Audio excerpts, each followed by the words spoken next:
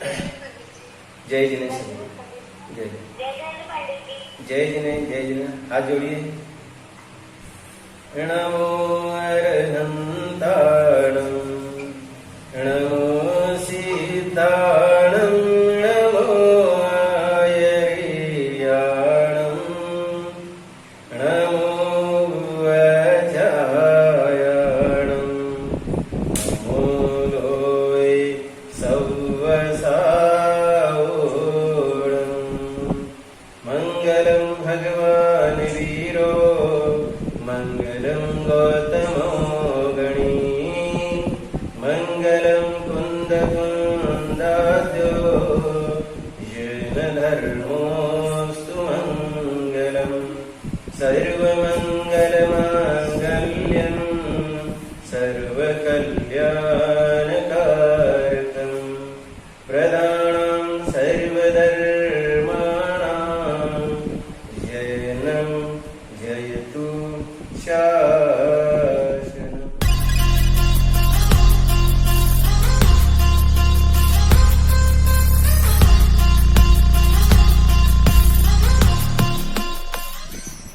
हम सब ये जानते हैं कि जब भी कोई कार्य होता है तो उस कार्य में अपनी योग्यता ही सिद्ध दिखाई देती है, अपने परिणामों से ही हमें उसका फल मिलता है। इसलिए हमें जब भी कोई कार्य करते हैं तो जहां अपने सर्वप्रथम नमोकार मंत्र की चर्चा चल रही है, तो इस नमोकार मंत्र की चर्चा में हमें नमो अरिहंतानम के समय अरिहंत परमात्मा ध्यान में आनी चाहिए। नमो सिद्धानम कहते ही सिद्ध परमात्मा ध्यान में आना चाहिए। नमो आर्याणम कहते ही आचार्य परमात्मा की प्रतिमा हमारे हृदय में आनी चाहिए। नमो वज्रायणम कहते ही उपाध्याय परमेष्ठी हमारे हृदय में आना चाहिए। और नमो लोये सव्वसावनम कहते ही साधु परमात्मा हमारे ध्यान का विषय होना चाहिए।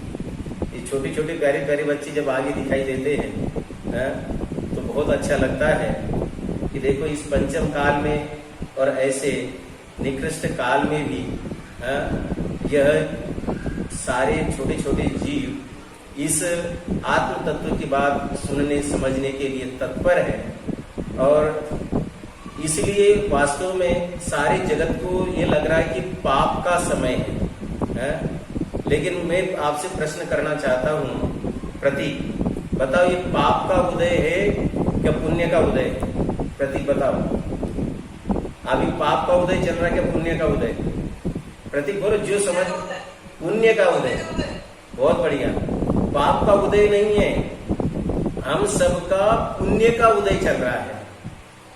हमारे अंदर में सबसे ज्यादा धन रूपी रत्न भले ही उपहार का मिले चाहे नहीं मिले, धर्म रूपी रत्न हमें प्रकट हो रहा है। धर्म रत्न की प्राप्ति होना ही वास्तव में यथार्थ रूप से कार्य की सिद्धि करना है। उसके बिना अन्य किसी की सिद्धि संभव नहीं है। फिर हमने कल प्रश्न किया था कि हमें नमोकार मंत्र कितनी बार और क्यों पढ़ना चाहिए, तो जिसमें हमने देखा था कि कोई 3 बार पढ़ते हैं, कोई 9 बार पढ़ते हैं, कोई 27 बार पढ़ते हैं और कोई 108 बार पढ़ते हैं। उसका रीजन भी हमें पता होना चाहिए। तो वास्तव में हमारा उपयोग वहां से हटकर यहाँ लगे। जैसे मुझे भूख लगी तो मैं खाना खाता हूं, तो मुझे पता है कि खाना क्यों खाना, क्या मुझे ये पता है कि खाना क्यों खाना, क्योंकि मुझे भूख लगी है। जिस काल में मुझे ऐसा लगेगा कि मुझे भूख लगी है इसलिए मुझे खाना खाना चाहिए, तो उसी समय उसी प्रकार हमें अंदर में जिस काल में ये लगेगा कि वास्तव में मेरे परिणाम पाप से लिप्त हो रहे हैं, तो मुझे पाप के परिणामों को छोड़कर पुण्य में लगना चाहिए। क्यों? क्योंकि अभी शुद्ध उपयोग का तो खाता खुला ही नहीं है। अब वो शुद्ध उपयोग क्या होता है वो बाद में बताएंगे। अभी हमारे 2 ही खाते चल रहे हैं, एक पुण्य का खाता और एक पाप का खाता है। तीसरा खाता कौन सा है? शुद्ध उपयोग का खाता। शुद्ध उपयोग का अर्थ जो वीतरागी मुनिराज कार्य करते हैं, अर्थात जो अपने आत्मा में लीन होते हैं, उनके शुद्ध उपयोग का खाता खुलता है। और जिनके ऐसे नहीं है उनका कौन सा खाता चल रहा है? अभी पुण्य और पाप का ही खाता चल रहा है।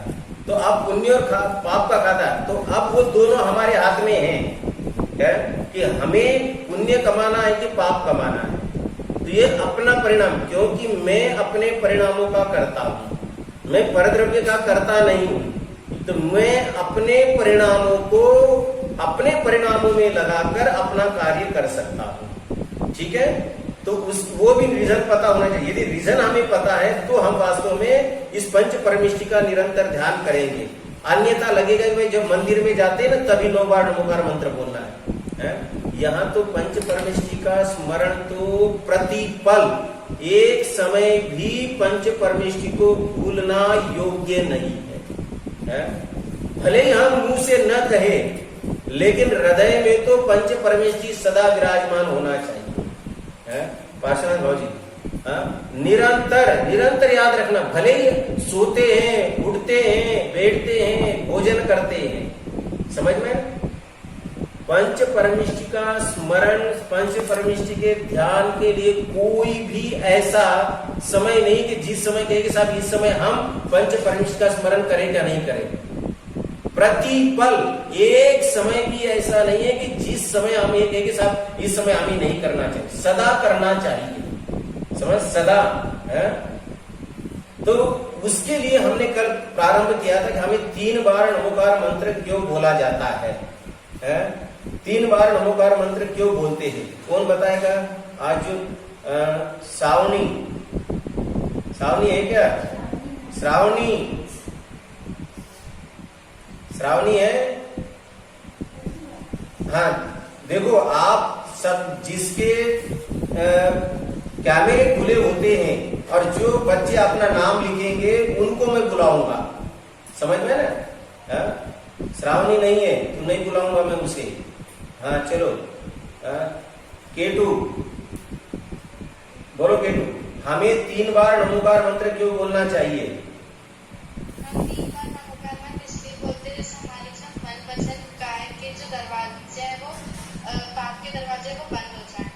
हाँ, क्योंकि निरंतर हमारे मन, वचन और काय के दरवाजे खुले हैं। तो अभी आपने कहा था ना कि मन, वचन, काय जो है इससे हम चाहे तो पुण्य कमा सकते, चाहे पाप कमा सकते हैं। तो 3 बार जब नमोकार मंत्र बोलते हैं तो मन से होने वाला पाप, वचन से होने वाला पाप और काय से होने वाले पाप के दरवाजे को बंद करने के लिए 3 बार नमोकार मंत्र बोलते हैं। 9 बार क्यों बोलते हैं? चेरी बेटा, 9 बार क्यों बोला जाता है? हाँ बोलो। 9 बार नमोकार मंत्र इसलिए बोला जाता है क्योंकि मन, वचन, काय जिस कारण हमें बोलना और जो 3 शरीर से मन, वचन, काय होते हैं उनके पाप के दरवाजे बंद हो जाए, इसलिए हम 9 बार बोलते हैं। देखिए, और इसमें सुधार, कोई यदि बड़े कोई बोलना चाहते तो बोल सकते माइक खोल करके। 9 बार नमोकार मंत्र क्यों बोला जाता है? कोई यदि माइक खोल के, वचन से, काय से, मन से, वचन से, काय से, बिल्कुल सही है। फिर काय से, मन से, वचन से और काय से बोलना। 1 मिनट, उसे थोड़ा सा सुधार करो। देखो, पहले एक को ले लो। हाँ चलो मन से करते हैं, वचन से करते हैं और काय से करते हैं। चलो, उसे और थोड़ा सा सुधार करते हैं अपन। देखिए, मन से पहले तो मन, वचन, काय 3 याद हो गए। अब अकेला एक मन का दरवाजा है, ठीक है? लेकिन उस मन के दरवाजे से 3 प्रकार का पाप होता है। कौन कौन सा? कृत, कारित, अनुमोदना। समझ में? कृत का अर्थ है स्वयं करना, मन से सोचना। क्या? मन से सोचा कि मैं पाप करूंगा तो समझो रात में आप बैठे हैं, कोई यदि रात में भोजन कर रहा हो, वैसे रात में भोजन बिल्कुल नहीं करना चाहिए, ठीक है? मैं बता रहा हूं, इसलिए मैं ये उदाहरण दे रहा हूं। कोई मन से विचार कर रहा हो कि चलो क्लास खत्म होने के बाद मैं भोजन करूंगा, तो ये कौन सा पाप हुआ? मनकृत पाप।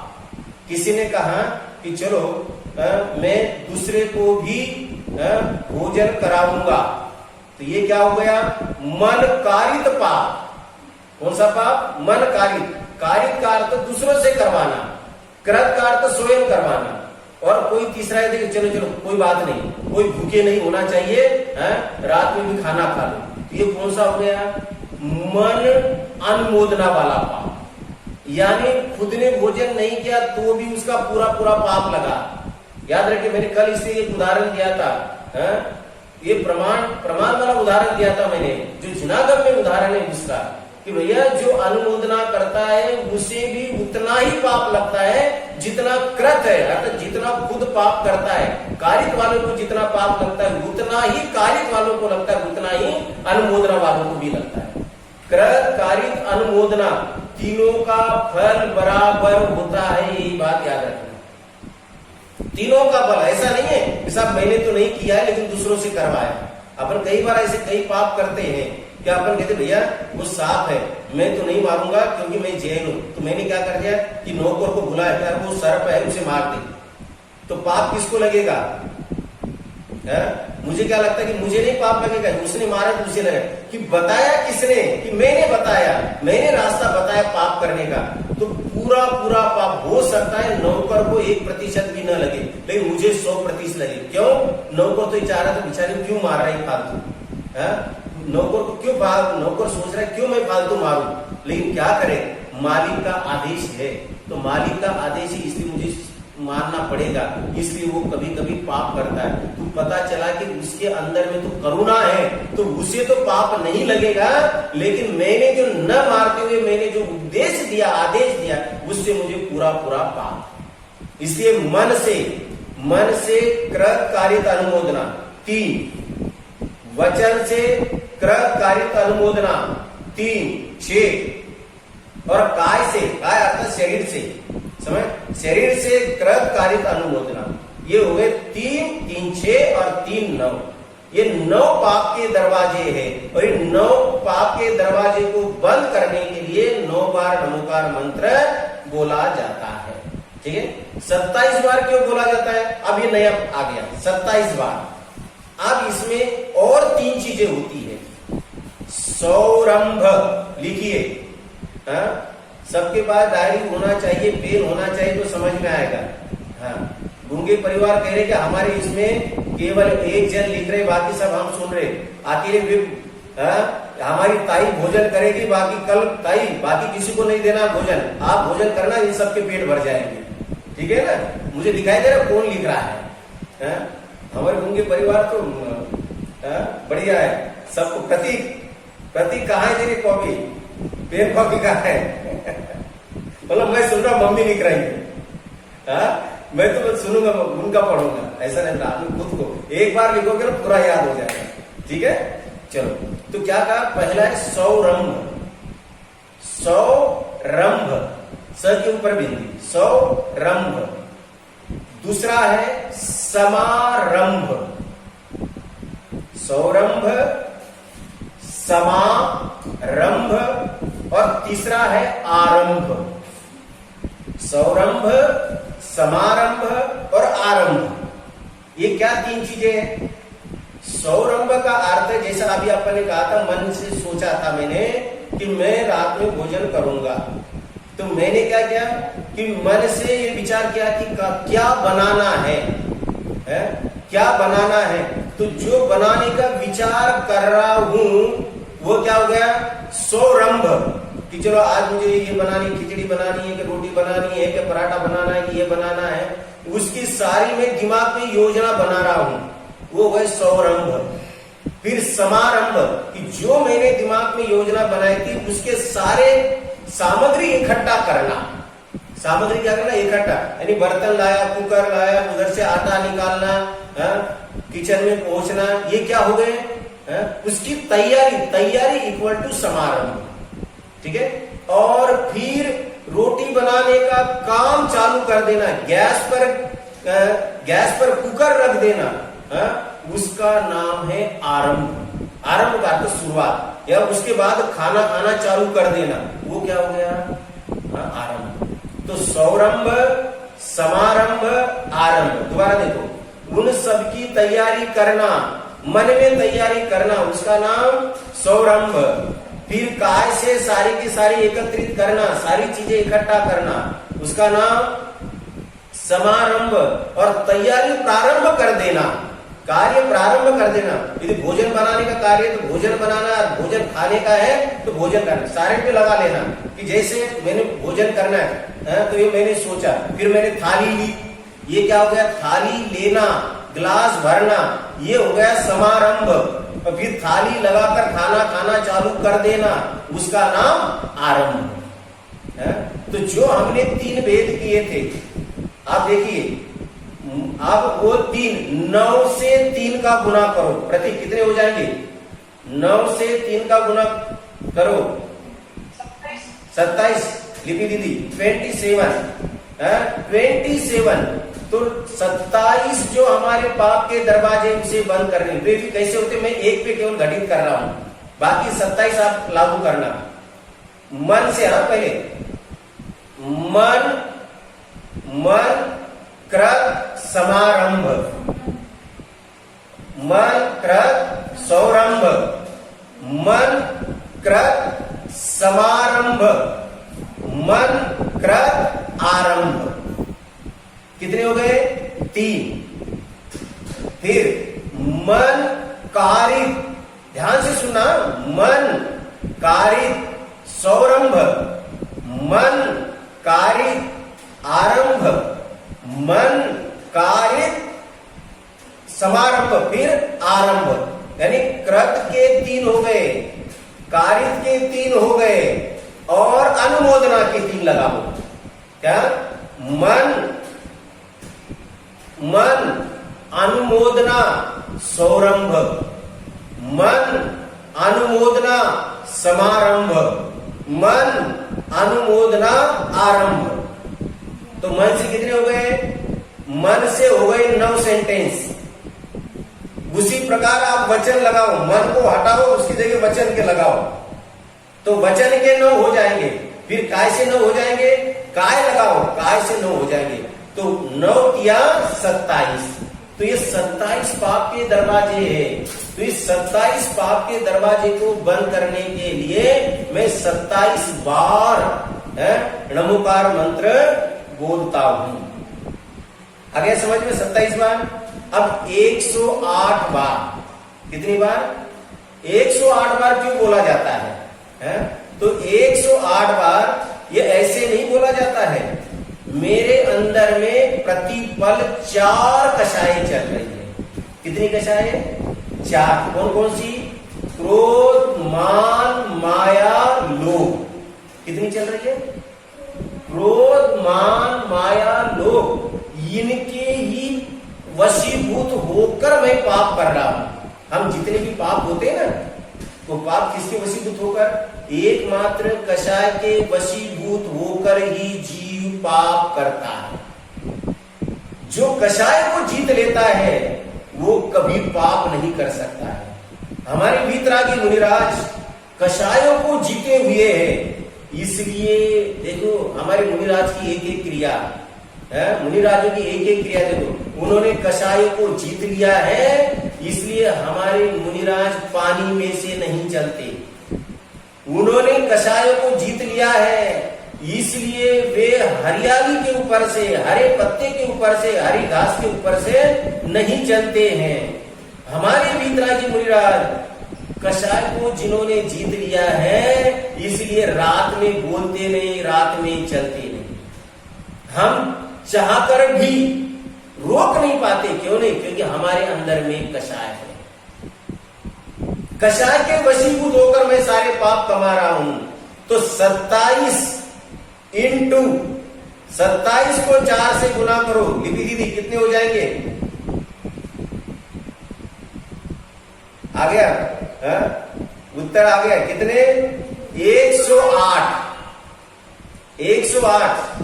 4 कषायों के साथ 27 का गुना करो तो कितने हो जाएंगे?